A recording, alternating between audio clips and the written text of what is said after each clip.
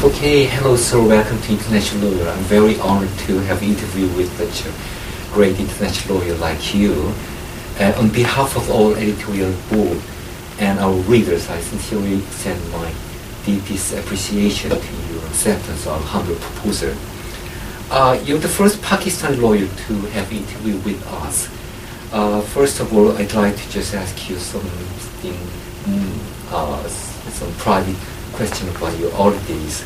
Would you tell me about your early years and who were your parents, where were you born, and how about your family education? Okay. Well, thank you very much for inviting me, and the pleasure and honor is mine to be interviewed here.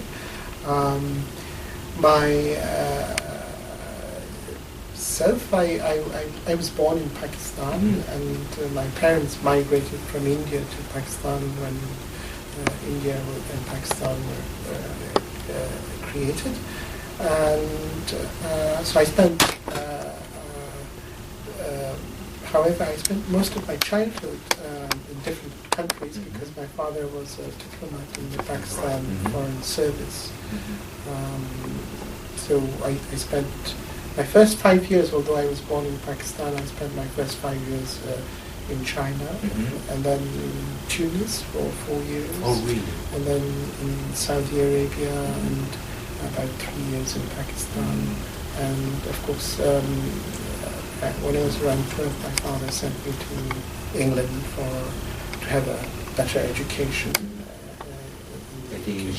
At the age of 12. Really? Oh, really? Yeah, Are you alone? Yes, I went really? alone. My brothers were settled in the UK, so I joined them.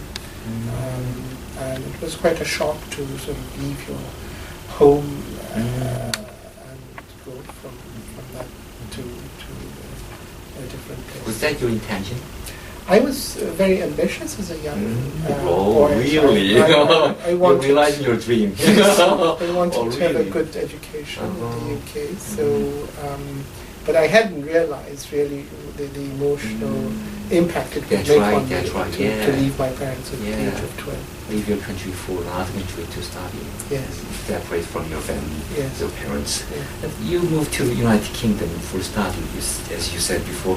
Would you say more about your school days or your childhood in London? Yeah. As I said, I went when I was around 12 to the UK, and so all my education was in London, and I had all my secondary education in London. I went to a sort of rough, comprehensive school in working class background. So that was quite challenging to go to a setting like that from a reasonably middle class background in Pakistan. And it was a kind of school where most of my colleagues would become cooks or bricklayers. That's right, yeah. And so but few of us made it to university. Yes. So I went to London University. I did most of my degrees from London University, and eventually I did my postgraduate degrees at London School of Economics. How about your college life in London?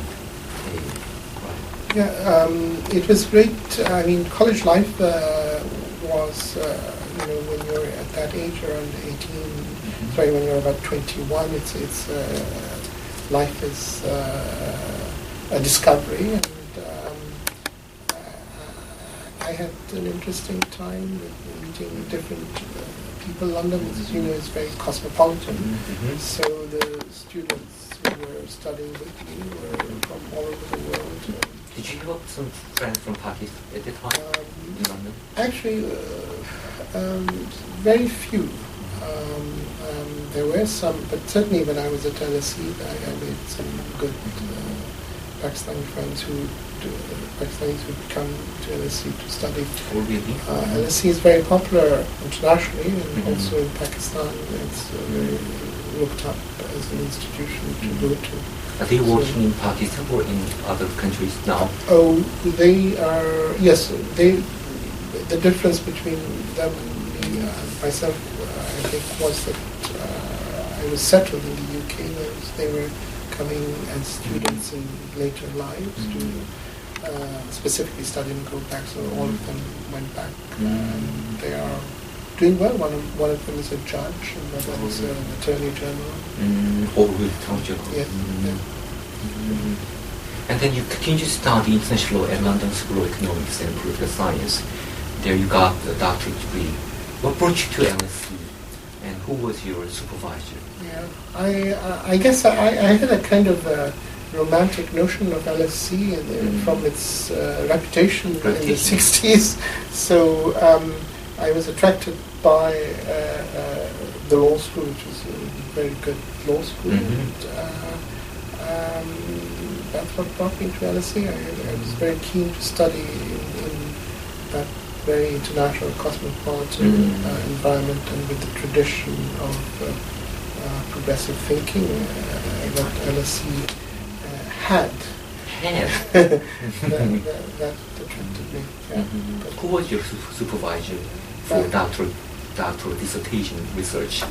My supervisor was Rosalind Higgins, and as you know, she later on became judge at the International Court of Justice. She was the first female judge of the International Court of Justice, am I right? Yes. Okay. Yeah, Professor Rosalind Higgins was one of the greatest international lawyers in the contemporary world. Okay. Could you say more about her supervision work? What kind of lawyer she was? Yeah, she is, as you know, very bright, world famous, right? very bright and famous international lawyer. Insightful. And very, her supervision was very close, and she has a very sharp mind. She would read the work very carefully. I was doing research in an area where that wasn't her main focus. Was not her main focus. My research was on IMF conditionality. But she took an interest in it because she was involved in a case involving the commodity funds in the 80s, and which involved a question of exchange control and exchange rates, I think. And so she had some background in that. Quite transaction law, which is your research field was quite commercial. Yes. Yes. I was very impressed by her publication problem process. Yeah. She was very insightful from my perspective. Yeah. Very moved by her. But I think the nice, very positive aspect of her contribution to international law is I think that she combined practice and theory together, and that book does demonstrate that it is not very theoretical at that end, but combines theory and practice together in a very balanced way. Do you think she was personally progressive? I mean, just that she's a Labour Party, or? But it's very well known that her husband was in the Conservative Party. He was a minister. Really? At the time when she was supervising me, he was actually a minister in the Conservative government. Oh, I didn't know that. Right. Did you have some interesting story with her? I mean, I don't know what you mean by interesting stories. Non-academic, right? Non-academic. Because many people are very much interested in her academic world, academic thinking, but no, she. I think in England the relationship between supervisor and supervisee is very different than here. It's more distant and professional. Oh, right. Professional. So it was just that, and yes, I can't think of any non-academic interesting.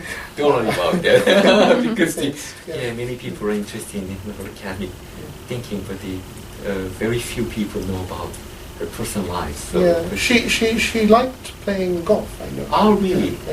That's an interesting story, right? so if we'd love to just keep in touch with her, we Golf. have to take golf, take practice golf, Could be good a way, golfer. yes. Right, okay. So in that perspective, Korean people are very good position because they like playing golf very much. Yeah. Really. Okay, and we'd love to hear more about the London School of Economics and its renowned progressive tradition of social science research, including international law. What would you say are the main difference or some different features of LSE from the other colleges of the University of London, like such as King's, Queen Mary, or SOAS, or Imperial? Okay, do you have any opinion about the LSE's? You said LSE had progressive tradition, but how about nowadays? Well, I think that it is certainly more tamer than it was in the 60s, for example. I can only speak, I think, perhaps with a little bit of authority about the law department. I guess I would probably say, but because I went to LSE, is that it has generally attracted a higher caliber of academics because it is one of the leading institutions, not just in the UK but worldwide. So in that sense, the general caliber of academics has been of a very distinguished international standard. But I think that in terms of doctrinally, certainly in terms of international law, law schools in the UK generally have a very Catholic approach to research. So academics develop their own trends. The school itself wouldn't have a school or an approach. It all depends on the accident of individuals who end up in the school. So talking about the trends in the law school is difficult in an environment where academics are free to do what they want. At the moment, as we speak, I think there seems to be an emphasis on the theory of international law in the law school there. Yeah, how many international lawyers were there at that time in LSE? When I was there,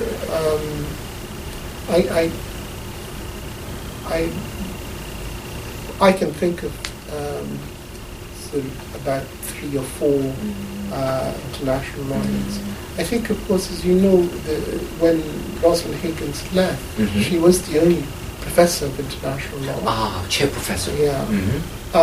But the English universities don't make distinctions between chair, professor, and professor. But she was the only chair in international law, and when she left, then they had 2 professors of international law. Christian Chicken. Yes. Christian Greenwood. Yes. Greenwood, right? Yes. Right. Okay. Yes. But as I understand now, they currently, as the situation is, like just judging from their website. Do you have any communication with them? I'm personal communication. I keep in touch with Rosalind Higgins because she's retired now. But not. I have some of my ex-colleagues from Manchester. At least 3 actually Manchester professors that moved on to LSE. Oh, really? So I'm in touch with some of them. Oh, really? So, right. Okay, for a long time you were teaching at Manchester University School of Law of the United Kingdom, and then moved to Korea University to teach here in 2012. I think it must be a big challenge of your life. Okay, what brought you to Korea? I came here as a visiting professor. First? Yes. Really? I came here as a visiting professor at the law school at Korea University. And I found the environment very nice, and the individuals very... in what sense is it nicer? in what sense is it nicer than the, for example, Manchester or any other UK universities? I mean, I don't want... Because many Korean students are willing to study abroad, especially in London or in the United Kingdom. But you came to Korea and you find that it's very nice. Yeah. Well, I'd say there are actually three reasons why I decided to come to... Probably four, maybe. Four reasons. Four reasons. First, as I said, I came as a visiting professor, and I was impressed by the law school and the international law department here and the resources here. Second, it's true I have a personal connection with Korea. My wife is Korean, so but that's not the entire story. I think it's a number of combination of things that drove me here. The third reason is that I do have a conviction that the center of enlightenment in the world has to be rebalanced and changed, and there has to be capacity building, and one should strive actually to change, for example, Korean institutions in such a way that there is a flow inwards for intellectual enlightenment, and that kind of colonial mentality that with which we look at European or American institutions, that there is the need to change that mentality and outlook. So I feel that I'm here as part of that big agenda of capacity building, if you like. Really, it's a leading vanguard of changing such trend of 21st century. And the fourth reason, not that significant, but I've been at Manchester for quite a number of years, and I think I needed a dramatic change in my working environment. And especially at the third, some reason I'm fully agreed with your point of contention, your maintenance, right? So, and then you have been publishing the Manchester Journal of International Economic Law, very famous, the chief editor of this journal. So, it is a highly reputed scholarly worldview of the contemporary world. So, would you say about this journal? Why did you set up this journal? And how have you been editing this? Well, it's a modest contribution to international economic law, and I was especially. I don't think so. Great contribution. I was especially challenged by international economic law publications and generally international law publications.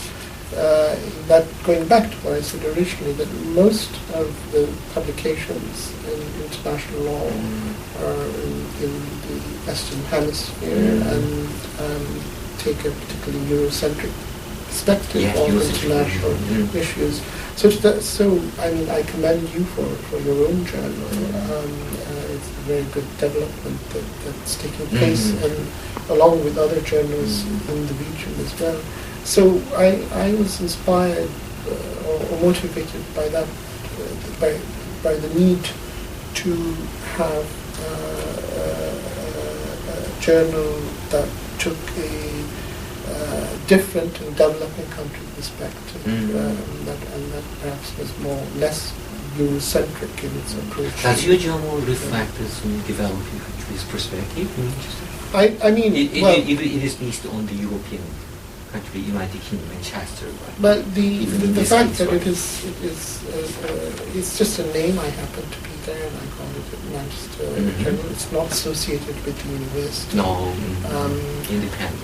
It's just independent. At the time, I decided on that name. I think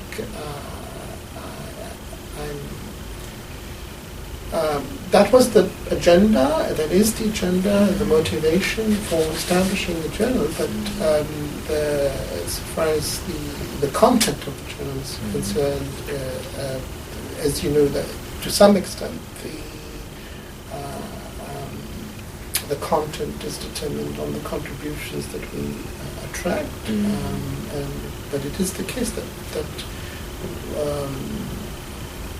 I think I can say that the journal has published more contributions from scholars from developing countries than perhaps other journals might have. How many are there such those journals? Maybe just a journal which relates to the international equity law. I don't know. Maybe just globally recognized international equity law journals. Yeah. How many? Group maybe about 4 or 5. 4 or 5. So anyway, one of 10. Yeah. Including European countries and United States. Yes. We speak international economic law. But the other motivation was also actually, I have to say that although the United Kingdom is a leading country in commerce and but in terms of international economic law, at least 10 years ago, I think it lagged behind in terms of energy and scholarship in the field. So even the one journal that comes from the United Kingdom, International Economic Law, OUP-based journal, is, although it's published by OUP, it is John Jackson. John Jackson was the one who started it. But that journal, was started closely with. But I also felt that in the UK there was the need for, and there is still the need for more focus on international economic law. Can do more with more scholarship. It is changing. It is changing. There was a time when there were few academics who specialize in international economic law across the university sector. Now, of course, there's always one who's a WTO specialist in most major law schools. But it's a relatively recent, last 7-10 years development. Right. Yeah. It's very impressive for us to know that there is a journal which is reflecting the developing countries' perspective on international economic relations that were older. Because as you said, okay, so because normally some world commercial relations and trade relations has been developing by way of imperialistic expansion, right? So maybe the UK should be a leading country too, just in this kind of world. But it's changing, right, by way of this kind of scholastic contribution. Yes. Yeah, right, great. Very much honored about that. And let's talk about the regional politics. Because you're from Pakistan. Pakistan is currently in a hard situation in regional and world politics. In recent past, there was a serious terrorist attack, some magically connected to the Islamic State. Could you say about the current situation in Pakistan in regional and global politics? Yeah. Could you say broadly? Pakistan is in a difficult situation.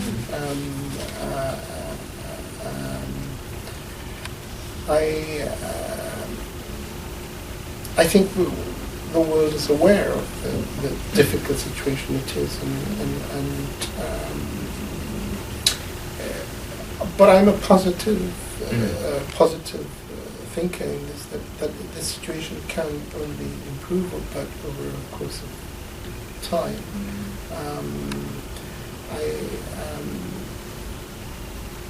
I prefer to have my focus is in terms of international legal issues rather than talk about international relations or politics. But international law and relations are intertwined, obviously.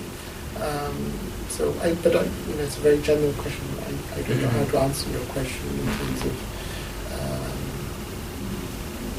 other than to acknowledge that it is a very difficult phase in Pakistan history that the country is going through. Right. So, and in addition to some Pakistan, Korea is also facing some very some hard situation. The two Koreas are not well intermingled nowadays, and they're even going far away from the reintegration, reunification. As a top-tier foreign international lawyer staying and teaching in Korea, what would you suppose is the best way or the ideal course of action for two Koreas towards reintegration, or at least peace and cooperation? Yeah, it's well, as doubtless you're aware, it's a very complex issue, and I'm only grappling and trying to understand the issue,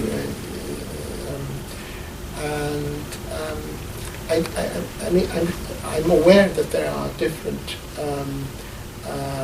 responses within Korea about the process of integration, or even whether there should be integration.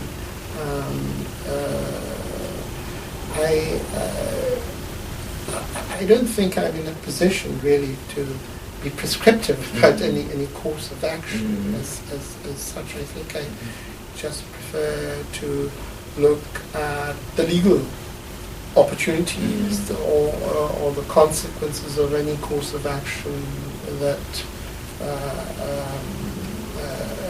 focuses on the question of integration or non-integration. But I suppose in terms of a more harmonious situation in the region, in the Korean Peninsula, the only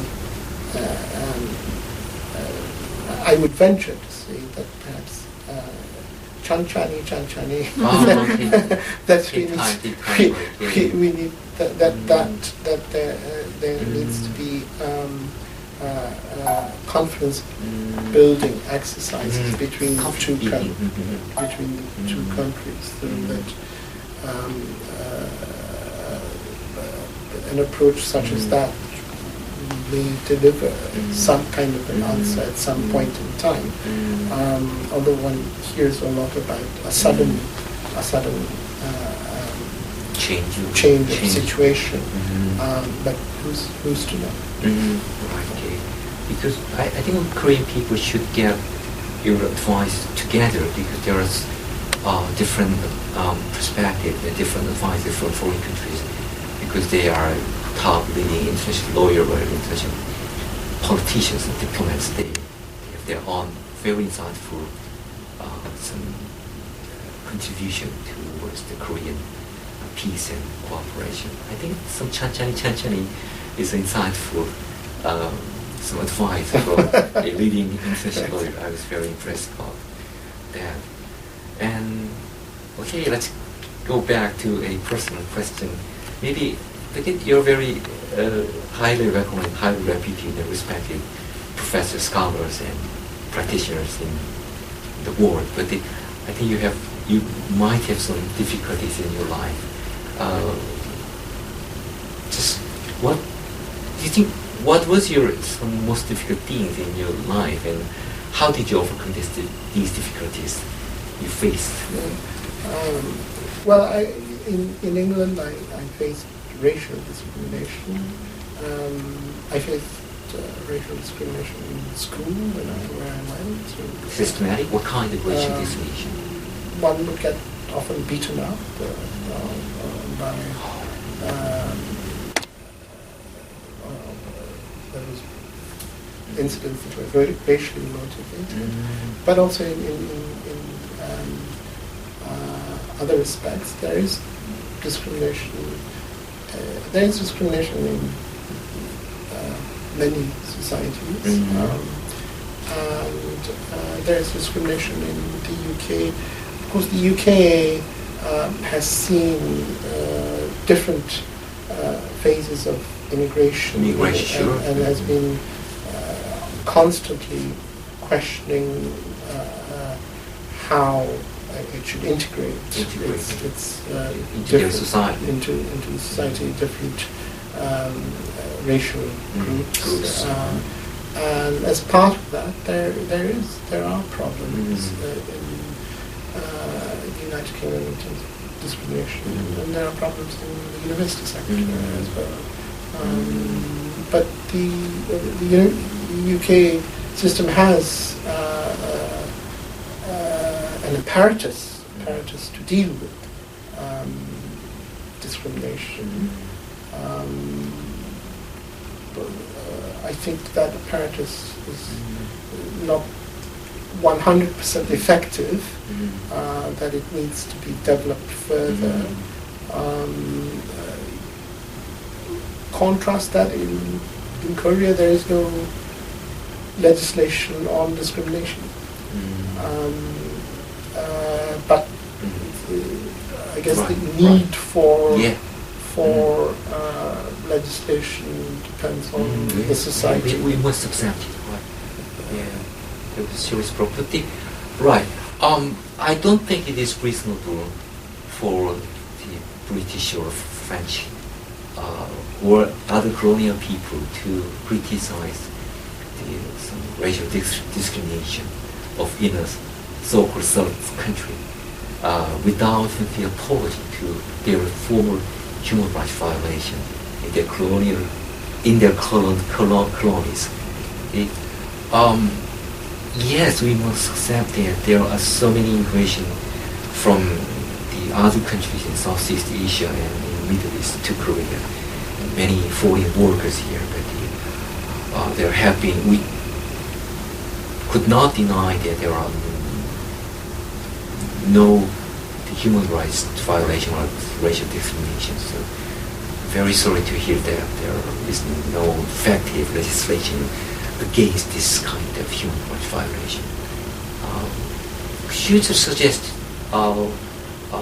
any legislative suggestion to promote this kind of racial or human rights discrimination? Without law, we could not just control the laymen, right? Because they are living in a capitalist society, they're only just running for maximizing profit. So that's why we need law. So any suggestions? I think it's generally accepted that the need for legislation to prohibit discrimination, both gender and race discrimination, ought to be there in any modern society, especially in a globalized world where you have different people living in different societies. But the more important point, I think, here is that the machinery to implement and enforce those laudable objectives needs to be effective. That's the important. It's very easy to have pieces of legislation, but to enforce is important. But also there is also the need to focus on this, not simply in terms of law, but in terms of creating a general environment that is conducive to harmonious. Just as kind of social recognition or changing social recognition, do you have any idea about this kind of promotion of enforcing law against racial discrimination in Korean society? Do you think anything for human rights promotion by way of governmental machinery or any social recognition, people's recognition? What is more important? But I think to deal with discrimination, you need to deal with it both in terms of law and legal apparatus, but also there is the need for education and sort of conditioning people in other ways, so that, in other words, there are preemptive measures to educate people about sex discrimination, about racial discrimination, and how it can take place and so on, and to set up independent institutions that have teeth, that can actually implement and enforce the... people's mind lag behind, far lag behind the changing of Korean side. It's a groundbreaking, dramatic side, the changing, because when I was child, I never imagined there would be so many foreign people, foreign immigration from other countries. But the side is changing very fast, but the people's mind is not following up. So we have to fill the gap between the end. So but you mentioned ISI before, and the European. I think that the ISI is connected to what we're talking about, is that the influx of, say, British Muslims going to fight for the ISI and other parts of Europe, that the European countries need to ask themselves, France, United Kingdom, how is it that we have created individuals who hate us so much, who were born here and have been part of us, and we have created them, we have contributed, all of us, really, have contributed to creating such a mindset of hatred, such that they are willing to go and fight against the country where they were born and brought up. So there is the need to engage in some introspective thinking here and acknowledgement of the fact that there is something deeply amiss here that has led individuals astray. So it's not just something about how we can prevent this rogue body of individuals, extremists, but it's also about asking, how is it the very people who were born here, live with us, and have become to hate us so much that they are willing to go out and commit such crimes, international crimes that they are engaged in. I think this is based on kind of international media which have been dominated by Western Christian people. I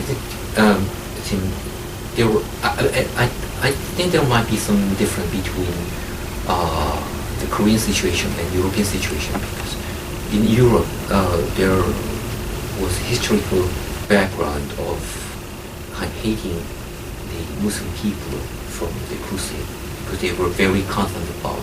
Even now, I think, from my perspective, the damage in European people, just major mainstream European people, are concerned about the Muslim Islamic expansion, like the 13th century to the northern part of Spain.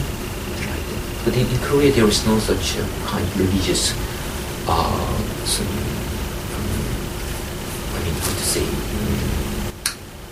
prejudice, kind of prejudice. I don't think, I think that historical context does not, I think Korean society is as far as my experience is concerned, is very positive, and I haven't come across any discrimination myself. It's wonderful to be here as an outsider.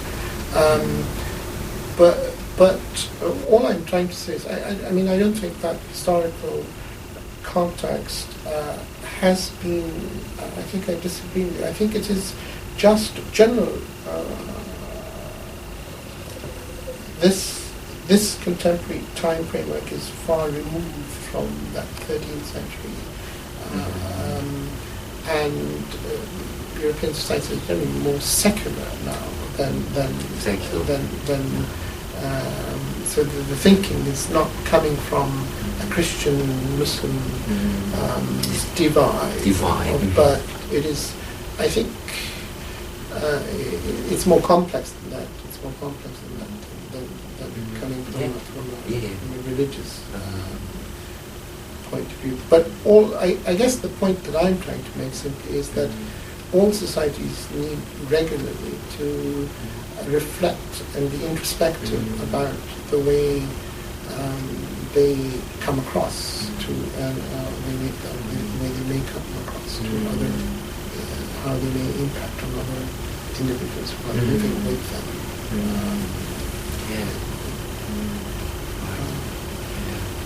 So in that sense, there is an opinion. I'm one of them. We have to revise the Korean constitution, the definition, because the Korean constitution is too much nation-oriented. Every time so Korean people, but some fundamental human rights provisions we have to change it. All the people, like it. So from the constitution, there are foreign immigration or foreign immigrators should be protected. Fundamental human rights. So, but we need to. But one might say that the Korean constitution does protect because it incorporates international law. Right. In that sense, but more directly,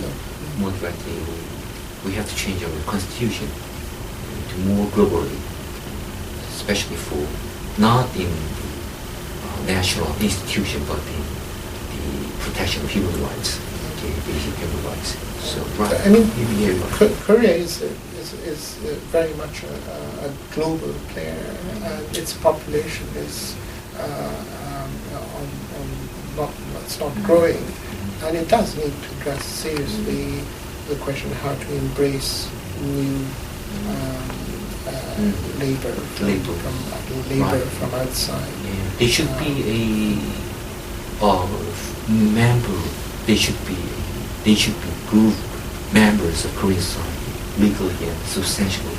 So every time if our Korea could be a leading country in the world in 20 years, the second generation of the foreign immigration could be a foreign minister.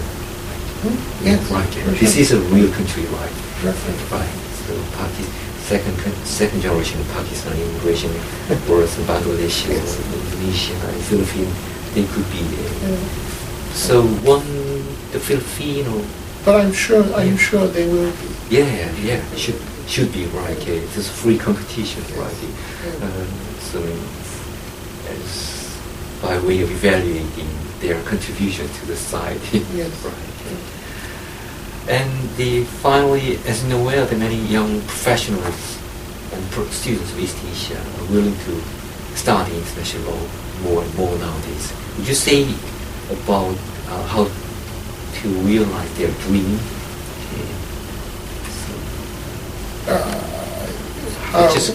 How international lawyers, budding international lawyers should realize their dreams. How to be a good international lawyer, I'm interested. Because in East Asia, they are willing to study international law, but from my perspective, they have a little. It's very easy, very hard. I'm sorry, it's hard to say now, but because especially particularly in Korea, for a long time in the past, they have not experienced making foreign policy very independently. So sometimes they disregard it. They will just disregard the function of international law.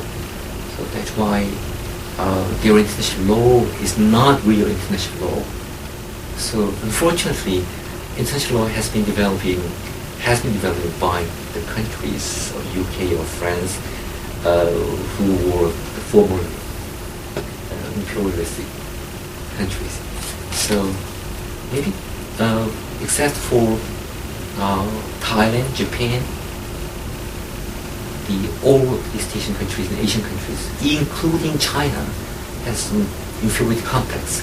So I need just how to just I need your idea how to overcome such fundamental inferiority complex from the colonial period to be a real global international law.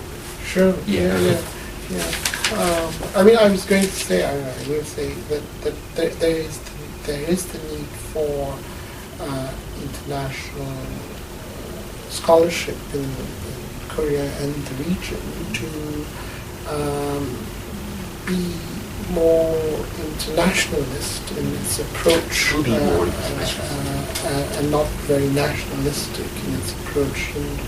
And so my experience has been that both at the in the international community, there is more advocacy than scholarship, and the line between scholarship and advocacy is sometimes a fine one, but it is incumbent on universities and professors, particularly, to ensure that that line is clearly marked, that the work of advocacy is that of the Foreign Office legal advisor and the practitioner, and that the work on the development of international law and scholarship is not about advocacy. So I would say that that's what I would say. The advice I would give to students and generally is that one should embrace international law not from one's national experience, but to try and focus on it in a more enlightened way, and to think independently. It's very important to think independently in international law.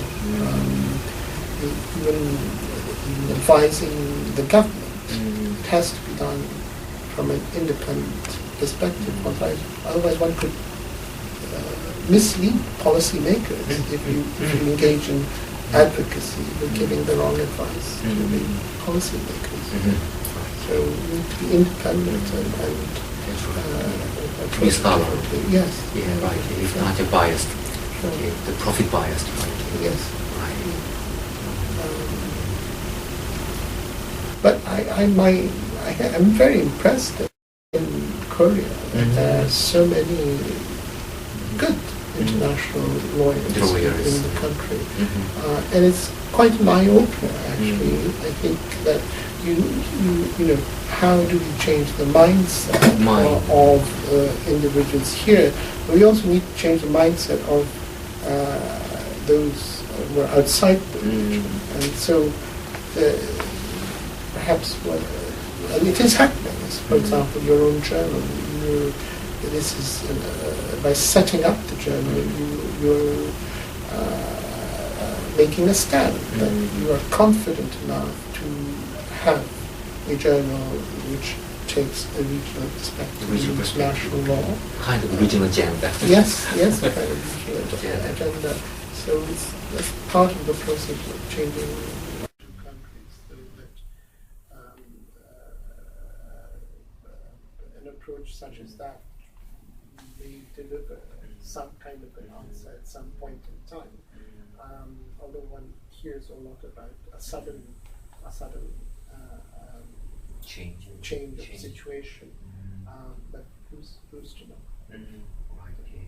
Because I think Korean people should get your advice together, because there's different perspective and different advice from foreign countries, because they are top leading international lawyers or international politicians and diplomats. They have their own very insightful some contribution towards the Korean peace and cooperation. I think some Chanchani is insightful some advice from a leading international lawyer. I was very impressed about that.